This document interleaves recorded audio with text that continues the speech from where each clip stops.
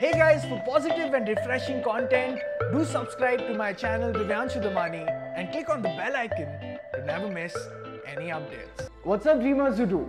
On 23rd June 2018, 12 11 to 17-year-olds of a Thai football team called Wild Boars along with their coach went for an excursion into the Tham Luang caves. After they went in, a few minutes later, it started to rain heavily and water started to seep into the cave and block the only exit route for that group.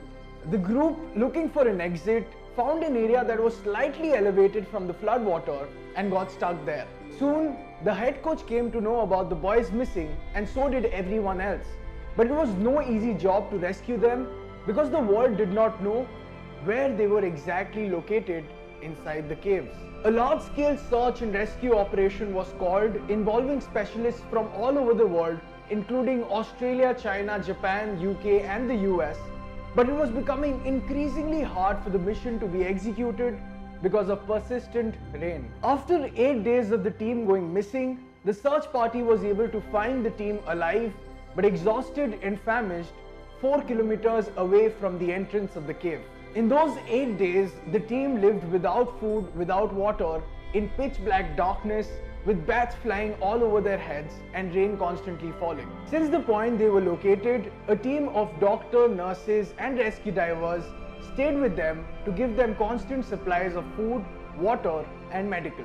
Now the question was, how do we bring these boys out safely from this long and treacherous route which was filled with many obstacles? To give you an understanding of how treacherous the route actually was, on 6th July, a former Navy SEAL who volunteered to help in the evacuation task lost his life after he brought oxygen tanks for them. After deliberating on multiple alternatives, it was decided that they would scuba dive the kids out of the cave. The young group was taught how to use diving equipment while the rescue team continued pumping water out from the cave.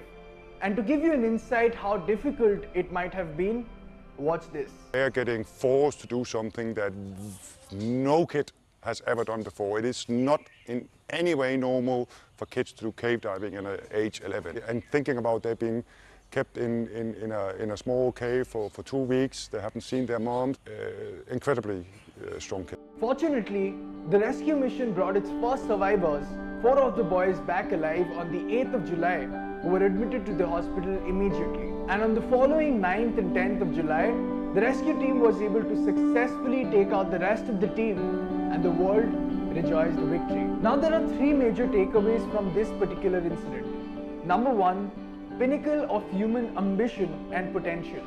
90 divers searched a long cave for over 15 days through all the darkness, rain and obstacles, not just to locate the kids, but to also take them out of the cave safely. They had to pass through passages that were less than 40 centimeters wide, and each of those times they needed to pass one of those, they had to take off their gas tanks and pass it on. What does this prove?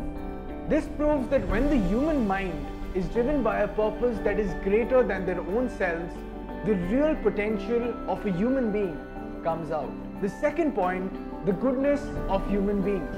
International divers from all across the world put their lives at stake in order to save children that they've never seen before in a different country and a different terrain altogether. If this does not prove the goodness in all of us, then what does? And the final takeaway, this Football World Cup season, the team that the whole world was rooting for was not France or Belgium or Brazil. It was this team of 11 to 17-year-olds that were fighting between life and death. And there's this cliche line that's used so much everywhere, but it so well sums up this entire incident. Where there is a will, there is definitely a way.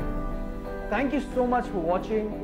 Kudos to all the efforts of all the rescue divers who've gone there, and I wish for the speedy recovery of all the kids. And thank you once again, because it allows me to believe in the goodness of humanity once again.